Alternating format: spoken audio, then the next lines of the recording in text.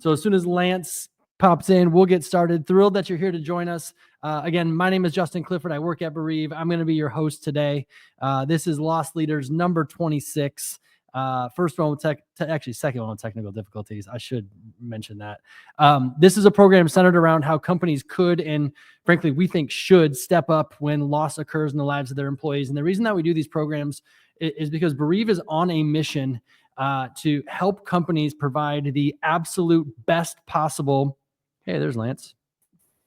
Check it, Lance. We did it. I'm going to keep going where I am to provide the absolute best possible bereavement response when their employees suffer a loss. And in that pursuit, we get to meet incredible people like Lance that can bring so much education to business leaders that are working to build a more compassionate and empathetic workplace. So this is our effort to get those people in front of you. And today it's Lance Reynolds.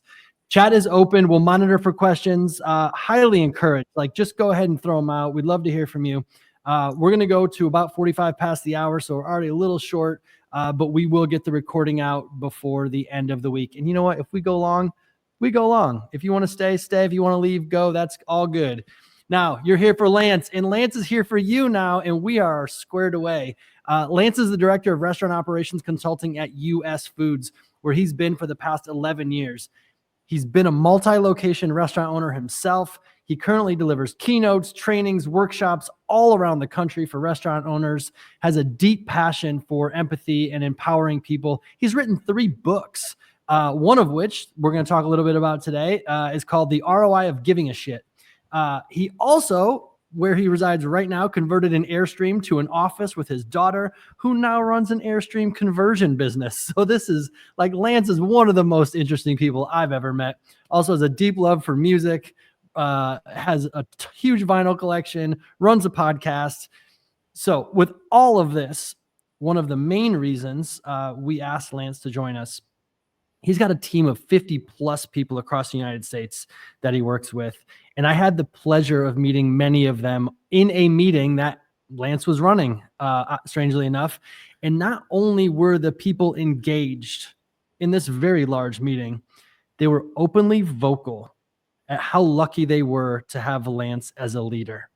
And as I observed these people talking about Lance and comparing that to the things that I had read about him, I just became overwhelmed with the opportunity to hey, we need to do everything we can to get Lance out in the world, either through his book or through a podcast or whatever it is, because the world needs more Lances.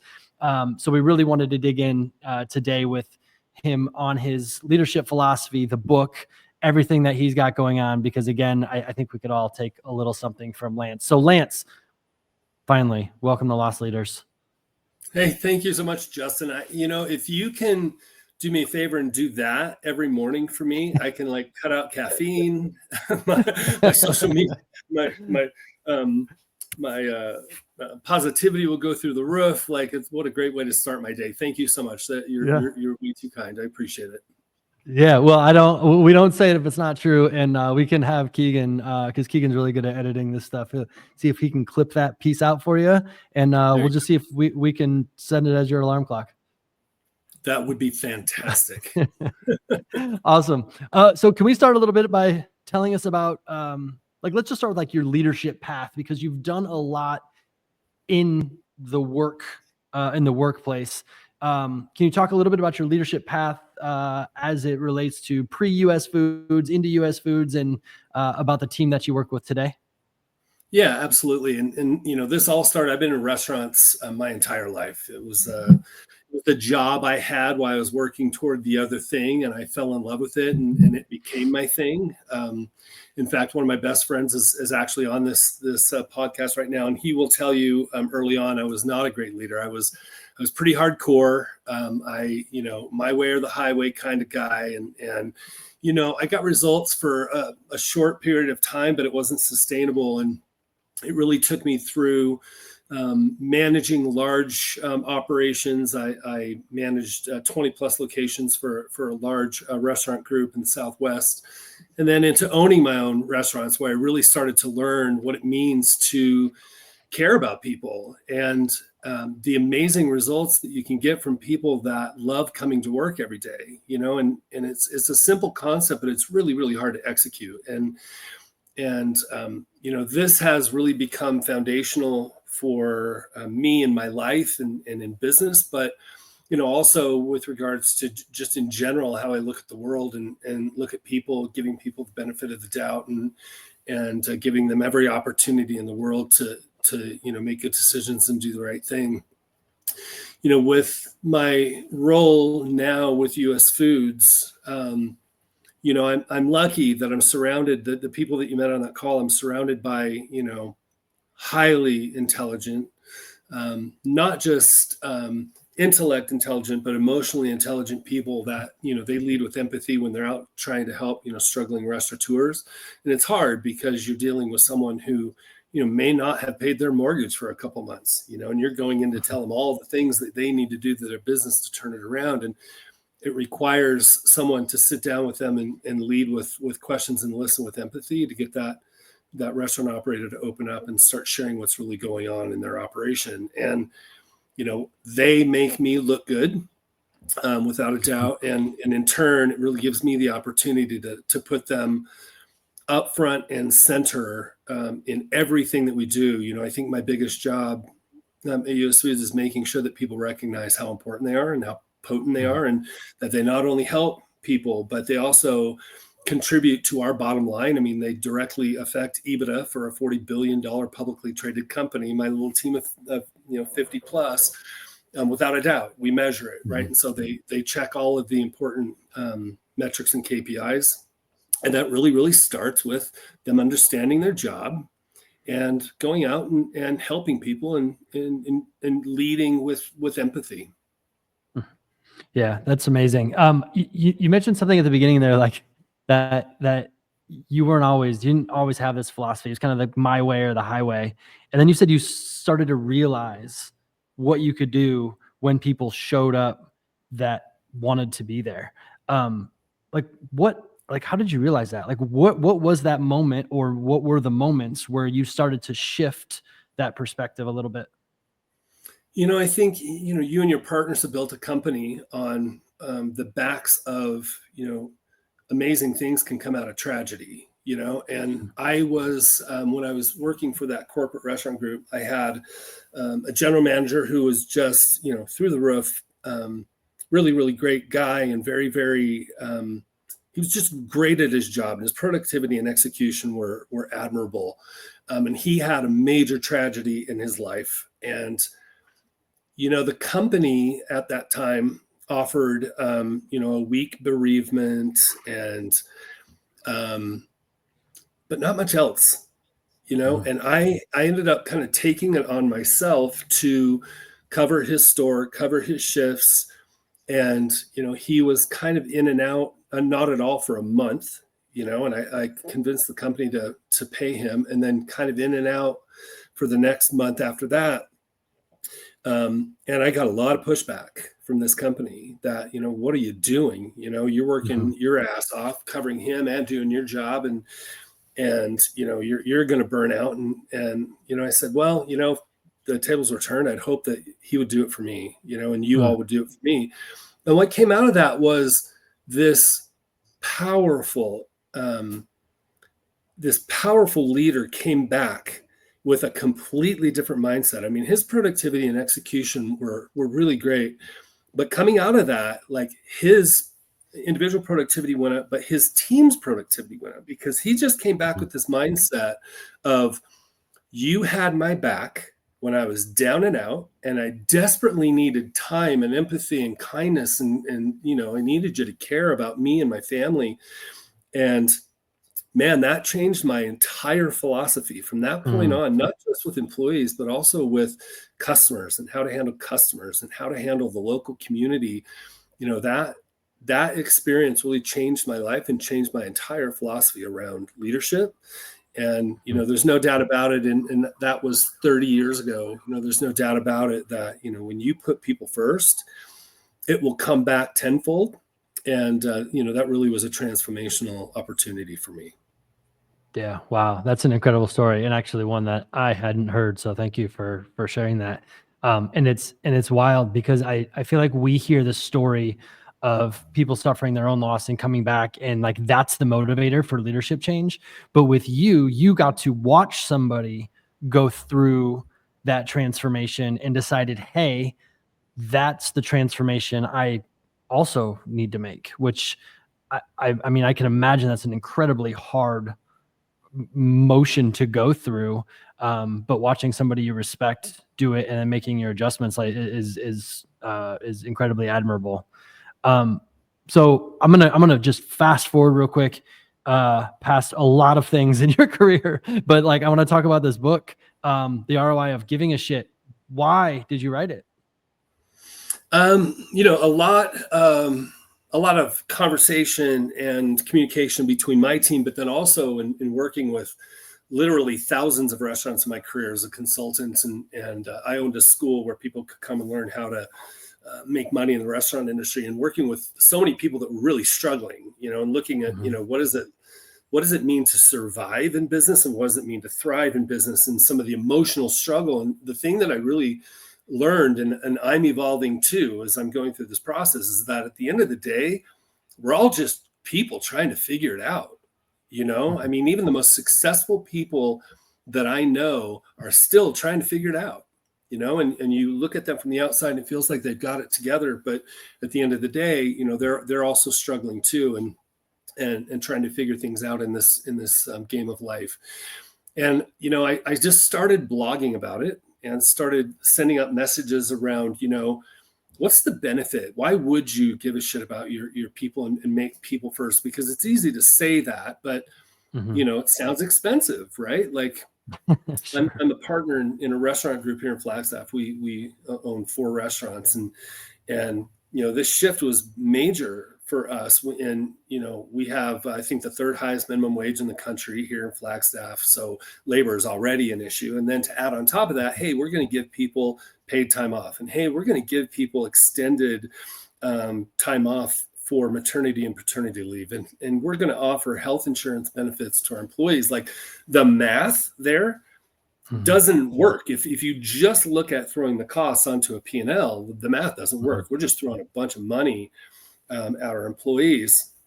And so, from when you sit back, and I understand why people don't do is they look at all of these expenses and they think, okay, this isn't going to work. There's no way we won't make money if we do this. But there's a couple of factors that are really, really important. And we see this with major companies around the country. Patagonia is a really good example of a company that, they've been doing this for decades. I mean, 30, 40 years. Patagonia has been giving, paid time off for maternity and paternity leave, on-site childcare, health insurance benefits to all of their employees, paid time off, those types of things. And what they found is that their turnover was reduced significantly during that time, and I remember seeing that, like, their turnover rate is like 3 to 4%, and on average, corporations their size are 15 to 20%. And we don't really understand the financial impact of retaining quality employees. A high level manager within any organization, it's going to cost you 100 to 150% of their salary to replace them and get them up to speed. So if they leave because they're upset, man, that's a very, very costly thing for a company. And then, when the other 2 factors that are important to note is the increase in productivity. I think it was the University of Warwick found that when well-being and employee wellness is front and center, the productivity goes up 12 to 15%. And when you calculate that out over, a year P&L, and then you extend that out into a decade, and that's game changing. I mean, that's a competitive advantage in the marketplace. And then other things, lower absenteeism, reduction in theft and shrinkage internally. So, people work harder, they show up, they don't steal, all of the things, and then they don't leave. If they love working for you, they don't leave, and so you don't have to expend all that money on recruiting and hiring and training and getting them up to speed and to the productivity of the manager that left. Yeah, that's amazing, and I love I love the research that you're pointing to as well. It's interesting. We did a LinkedIn poll in June and asked one question in the LinkedIn poll, which was, if you suffered a close loss, did you leave your employer within 12 months? Almost 500 people took that poll, and 51% said yes, they left within 12 months. And you talk about leaky buckets, and sometimes, like, you suffer a close loss, you need to change. Like, companies can't prevent that. But most of the times we heard about unprepared managers. We heard about the fact that they only got flowers and an 800 number to call. We heard about reentry into work and how difficult it was and how alienated people felt because their teams weren't prepared to receive them. And those are the things that are controllable that could really, really, really put a dent in the ability to keep people around, because it's so expensive to have to replace them. So a lot of the things you're saying are very much things that we are hearing and feeling. And I love the stats here. But let's talk about for a second, like, what does giving a shit actually look like? Yeah. So, we in the book, and also my team, we look at it in three different pillars. So the first pillar is the employee, giving a shit about the employee and putting them first and foremost. And then, my company, we actually have a three-legged stool that we say, if one leg is short, like, the stool is going to fall over, and we need to make sure that we're paying attention to all three of them simultaneously. And, number one is protect the employee experience. The second leg is protect the customer experience. And the third leg is protect the bottom line. And all three of those things need to be important. And we need to be making sure that we're paying attention to all of those, because, caring about people doesn't mean that you're reducing or eliminating accountability. People want to be held accountable, and people will rise to the level that they're held accountable. It's not about that. It's not about eliminating accountability. It's about, making sure that they know that you care about them. And when you care about them, they know that you've got their back. Their productivity is going to increase. But, the three pillars that we look at is protect the, employee. The other pillar is the customer. And then the third pillar is your community. And that really is the structure of this entire book. And looking at, a lot of this book, almost 50% of it is really structured around, how a company is going to benefit financially by taking care of their employees. But we get in heavily around customer service, and more importantly, I think customer service is probably the wrong phrase. I would say hospitality. In any business, you can service the customer. That's kind of the baseline expectation of the guest. And if we can meet that expectation, then, okay. But there are companies like Ritz-Carlton, for example, that they're not looking to just satisfy the baseline guest experience. They have a policy within Ritz-Carlton that every employee has a $2,000 budget to do whatever they feel is best to take care of a guest that might not be happy or that might not be enjoying the experience that is up to the level of the Ritz-Carlton standard. Again, that's a big company. $2,000 per employee is a lot of money, right? Sure. However, it's hard to argue with the success of that brand. I mean, it is a growing, thriving brand, and people will spend 5, 10 times as much to stay in a Ritz-Carlton as they will, another high-end, beautiful resort. And so, there's other companies like, Zappos is another really, really good company that wows the guest experience. And they're had an opportunity to meet and get to know Tony Hsieh prior to his death. And man, he lived that way. Like that was because of him. That wasn't some corporate executive that said, hey, we should go above and beyond for our guests. But, they increased their customer retention year over year for 5 years by 5%, right? And so people that bought Zappos shoes stopped buying shoes from anywhere else, just because the guest satisfaction and the customer loyalty was so high. And then they got this word of mouth, free advertising, constantly people talking about that. And then, that final pillar is around your community. People want to buy from companies, and they want to do business with companies that are demonstrating that they give a shit about the community. They're out helping people. They're volunteering their time. They're organizing volunteer activities with their employees to get out into the community and make a difference. And, Tom's shoes, I'm not sure if you're familiar with Tom's shoes, the 1-for-1, you buy one and someone gets one. That shouldn't work. Right.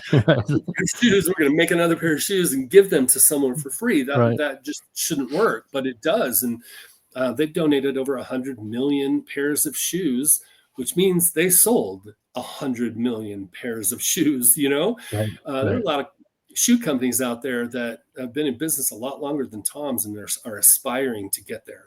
So when you see that, consumers do care about that, and consumers, I read a report, Cone Communications did a study over 5 years and found that 87% of consumers would prefer to buy from a company that is out doing cool shit in the community, and that really is demonstrating that they care. And Ben and Jerry's is famous for that as well. They've got a really, really great reputation of taking their money and making doing good in the community, and social impact is more important to Ben and Jerry's than the flavor and the quality of the ice cream. They really lead with that. And because of that, that affects not only the community, but it affects employee retention, and it also affects customer loyalty. Yeah, that's amazing. I'm thinking about right now in terms of like where you were, my way or the highway, and somebody listening right now or listening in the future, listening in the recording or on Spotify says, "Oh my gosh, that's me. Like it's my way or the highway." But I want to, like, I get it now. Like it makes sense what Lance is saying. I don't even need to read the book. I should buy the book and read the book, but I don't even need to because Lance makes sense. But as a manager, maybe my organization is not subscribing to this philosophy. But as a manager, I have a little bit of a subculture in my own team, and I want to start going down this path. What are some of the things that I can start doing to just start changing my philosophy in a very similar way that you did? What are some of just like the daily things that I could start doing? So fantastic question. And I get asked this quite a bit, and my answers are not generally popular, right? Because it requires you to listen, and managers and leaders struggle with this a little bit, right? We have an agenda, and that's right. We should have an agenda, and we have goals, and that's correct as well. We should have goals. We have metrics that we need to meet. We have a boss that or a shareholder that expects a lot out of us. And so the shortest path is to come in with the agenda and start throwing out the agenda to everyone of what we need to get done. And we need to do it faster, and we need to do it better, right? It requires you to kind of step back and listen, and to ask some of your leaders, like, hey, what can I do better? That is one of the most vulnerable and powerful things that I would challenge everybody on this call that is leading people to go to somebody that they trust and sit down with them and, take them to lunch, buy them a cup of coffee and say, hey, I want to get better. What can I improve upon? What am I doing that isn't effective? Right. And I'm trusting you. The reason I'm asking you is because I trust you, and your feedback can really help me become a better leader. And I'm asking you to help me now. As your leader, I'm asking you to help me. And if I can grow and evolve, and we together can grow and evolve, imagine what we can do, with our team. And I would say, it really starts there. And then putting processes in place where you can check in. We have, we're fortunate. We work with a company called 7 Shifts that handles all of our scheduling and labor management in the restaurants. And they incorporated into their app so employees can punch in and punch out on the app. And when they punch in, it asks them, how are you doing? And gives them the different smiley faces or frown faces to say, like, I'm having a bad day or I'm having a great day, and a couple options in between. And then they get that question at the end of their shift as well. And the app will recognize a trend. And if somebody's in that down mode for a while, we have an 8-minute check-in where we will schedule time with that employee and sit them down saying, hey, are you okay? Is something going on? And what we found in the restaurant industry, for sure, the restaurant industry has a horrible, dirty little secret in that, a restaurant employee, especially a manager or a chef, is 2 to 3 times more likely to contemplate and ideate suicide than any other profession. And there's a lot of reasons for that. It's high stress, it's high pressure, it's long hours, it's nights, it's weekends, it's holidays. There's also, you're surrounded by alcohol all the time. And a lot of restaurants have this horrible practice. And if there are restaurateurs listening today, I'm going to encourage you to stop this today. But we have this thing in the restaurant industry called a shifty. And at the end of your shift, we give you a free alcoholic beverage for a job well done. And that is a horrible practice. I mean, it's just, you're already under a lot of stress. And if you're feeling pressure at home and you got ate up on Yelp, or there was a customer came in and treated you like crap, and they were rude and they didn't tip and all the things. Now we're going to give you alcohol, and then you're going to go to the next bar and drink more alcohol and take that home. Like, you don't see that in any other profession, but that's part of it too, is we have unhealthy habits in the restaurant industry. And I think a lot of companies have some unhealthy habits. And we need to start checking in with them, see if there's, a substance abuse or misuse issue going on, or maybe just something in their life that they could maybe use some help with, and then get them help. Your company has become a part of the fabric and our network. If somebody is dealing with bereavement, we have you as a partner. We also have a couple of other partners that help restaurant workers get free access to mental health care. So there are tools and resources out there, but it really requires you to stop, get some feedback from your team, gather some good ideas, and then build an infrastructure to support the people that work for you. And just do some fun things every once in a while. It's amazing. We take our Airstream team bowling twice a year. We have Christmas in July and Christmas in December. We take them bowling, and we shut down the operation for 2 days, so that we can just go have fun, and I think we're sick of bowling now. So I think we're going to take them up to Lake Powell next year. But, we're just trying to do fun things like that. And it keeps them from leaving when they're having a bad day. Yeah, that's awesome. And just for the listeners that might have missed it or didn't catch it, or maybe I didn't say it, Lance, you did say your Airstream team, right? Yes. So just to be clear, not only did Lance and his daughter convert the one that he's sitting in, but his daughter also started a business of converting Airstreams into different offices, trailers, bedrooms, just upgrading, converting. And that's the team that you're talking about specifically. Yeah, it's called GoFar. It stands for Flagstaff Airstream Renovations, and it's flagstaffairstream.com if anybody wants to check it out. But yeah, my daughter runs that company, and very, very proud of her and proud of the work that they're doing. But yeah, we take old beat up Airstreams. This is my office that we converted into. We took an old beat up Airstream and turned it into an office. There's a kitchen and a bathroom over there, and I've got my fireplace keeping me warm here. And all my books and my albums and my tunes. So it's a comfortable spot. Yeah, that's so awesome that a project between you and your daughter turned into a company. That's amazing.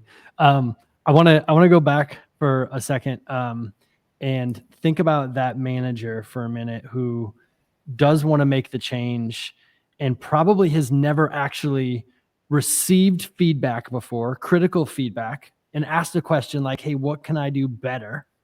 Can you talk a moment about the, how to receive this feedback? You've talked about listening, and I can kind of piece this together a little bit, but you've talked about the importance of listening. You've talked about grabbing somebody and asking this question. But it might be the first time that they've received feedback like that, especially from somebody who is, their employee, probably in their eyes. Can you talk a little bit about how somebody might go about that conversation, asking the question, and then actually receiving the feedback? Yeah, it's a great question. It requires you to have a lot of strength and vulnerability, right? Because it sucks to get negative feedback. I don't care who you are. It sucks. It sucks to hear it. So, but I think the challenge is understanding that you're going to grow The way our muscles grows, we tear them apart and then they get stronger and grow. And it's similar with, our mental and emotional muscles and our leadership muscles. And, here's the kicker is when you ask someone, especially someone you trust, and they say, no, man, you're doing great. You have to tell them, like, I know that's not true, because I only have the experience that I'm aware of. I don't have worldly experience, and there's so much I can learn, and I'm counting on you to let me know, what can I do better? How can I improve? And they're going to tell you 3 or 4 or 5 times, like, well, no, like little things, and say, man, I really need you. And if you ask them 7 times and just keep going, well, I think you can communicate a little clearer. Okay, tell me what that means. How can I improve my communication a little bit better? Well, you send out too many emails, and maybe we should talk. That's a good point. So if I do get away from email and start talking to people, like, how can I improve my verbal communication? If you can do that 7 times, you're going to get to the meat of it. And they're going to say, hey, man, sometimes you just lose your shit and you're rude and you make people feel bad about themselves. And I know you're not that kind of person, but you're in such a hurry that you kind of raise your voice, and the way you talk to people turns people off, man. And like, you have to stop doing that. It's like, that's what I needed to hear. There you are. Sure. Right. Sure. Yeah, no, that's amazing. I love it. What's the best possible outcome with your book? So great question. So I'm not writing these books to make money off the books. They're priced in a way that I want people to have access to them. My passion really truly is working with organizations to help them figure all of this out. And I have a couple other books that are pretty deep dive books into like management and operations. One is called, Getting Paid, and it's the PAID principle. It stands for planning, automation, innovation, and delegation. And then, I have a somewhat controversial book, shouldn't be, but it is called "It's Not About the Effing Food," and it really truly focuses on why restaurants fail so much, and it's because they're focused on just the dish and not the organization as a whole. But my passion is, as I mentioned, is working with organizations to help them figure all of this out and institute systems and procedures and helping them kind of shift their leadership mindset so that they can get better at this. And then also doing an analysis of their company to show them where they can benefit and how their bottom line is going to increase and improve because of this initiative. And then, keynote speaking is really truly one of my great passions in this life. And so, any opportunities that I get to come out and speak, either to organizations or, at trade shows or seminars. I love that. I really, really enjoy that. And the feedback that I get from the audience is generally is it's not what they expected. And I show them vulnerability and encourage them to be vulnerable by sharing a lot of, really, really private, life-altering events that have taken place in my life, and so that for me is what I'm getting out of it. Is I love going out and helping people. What I think people can get from this is if you read the book or you want to reach out and tap me on the shoulder and ask for my help. At the end of the day, it really truly is about making sure that your employees, your customers, and your community know that you give a shit about them. And when you do that, there is a direct return on in investments. And if you do it without really caring about like, hey man, this is gonna make me a lot of money, but like, hey, I really want to care about my people, the money will come. Yeah, that's amazing. That's amazing. And it's great because I'm thinking already through just from a sales perspective, not just with Bereave, but just in my life and about how many people have talked about like just ROI.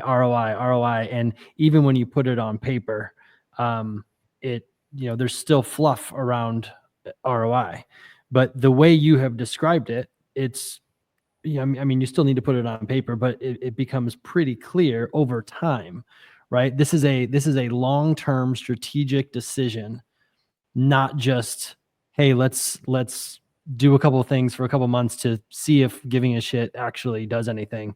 But this is a long-term directional decision that organizations need to make. When companies are thinking about this in these ways, like what is the starting point? They pick up the book, they read it, they say, yes, this makes sense. I'm going to go on a 10-year journey, and this is going to be our strategy. What would you recommend the first like 6 to 12 months looks like from a restructure of a strategy heading this path? Yeah. It's going to start with where you are, obviously. What are we doing now that is good that we can build upon? And then, what's missing, finding the gaps. And your team is your best resource, gathering them together. One of the things that we do on a regular basis within the team at US Foods, and then also with the management team of the restaurants, is gather them together in a room with a whiteboard and plenty of coffee and snacks. and Red Bull helps as the day moves on, right? And we sit down, we just get in, and dig in and start figuring out, okay, what can we do to be better? I'm shocked how many people that I meet in business, A, don't have a P&L, and B, don't have a mission statement. Like, why are we doing this? Why should you show up? Simon Sinek, his books start with why. That is a foundational book. That's all that everybody on this call should read that book. It's really, really important. But it starts with that. Like, why are we doing this? It's not what we do. It's not even how we do it, but why are we doing this? That's why people show up. And that's why people show up and work harder and do more. And when you can get everyone in the room, you get their feedback. Like, why does this matter to you? Why do you show up to work? And what makes you happy at work? What are the things that have happened in the past that you really enjoyed that make you happy? And what are the things that are happening right now that might be making you or members of your team uncomfortable or just, unhappy, and you see this in major corporate shifts all the time. And it impacts people when, they stop caring about the humans, and they're just caring about the bottom line. You start to feel it. You start to hear things from people talking about, like, it's a paycheck. I need my benefits. I can't leave my benefits. That's no reason for people to stay at a job. So again, your people are your number one resource, and then looking internally and accepting that feedback from everybody. Ask your spouse, ask your best friends, what can I do better? Man, that will be game changing for your life. And by the way, it's not as painful as you think it's going to be. You're going to crawl in a hole and cry. It's not like that. You come out of it and like, man, they're right. They're right. I do lose my temper and I do raise my voice and I don't mean to. And I hate when I do that. But man, now that I've been called out, I'm going to recognize it and I'm just going to take a breath and chill out. Right. Right. And I love the fact that you reference people in your kind of personal circle. I was told one time that I was intimidating and that I walked too fast and I always clenched my fists when I walked. And I make a mean face when I read on my computer. And I got home that night and said to my wife, Natalie, I said, hey, can you believe this this feedback that I was given? And she looks at me and she's like, that's pretty dead on. Shoot.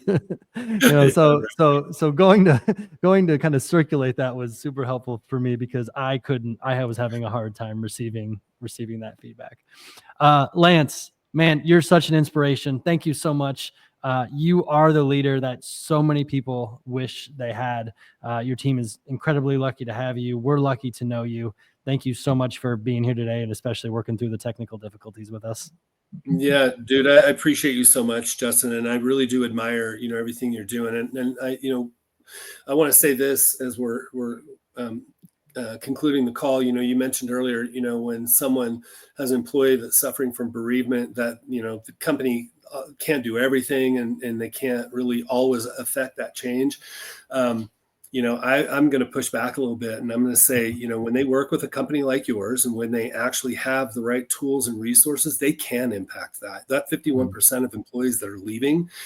I guarantee you that most of those, a high percentage, I'm I don't have the raw numbers, but 80, 90% of those 51% are leaving because the company didn't handle it right.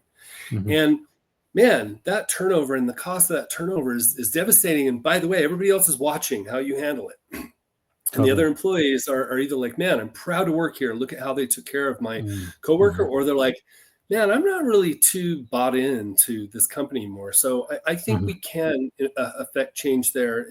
But it starts with, giving a shit and working with companies like yours. And I'm not trying to give you a commercial, but I really admire what you're doing, and it's necessary.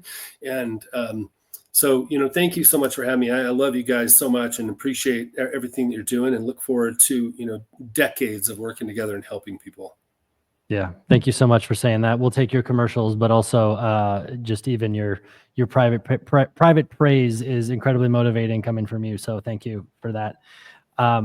We'll talk soon. For everybody else, we'll be back. Actually, a quick turnaround next Wednesday with Melissa Locke, who's the Chief of Culture and Talent Development at Schurz Communication, about 1,000-person company located in my hometown of South Bend, Indiana.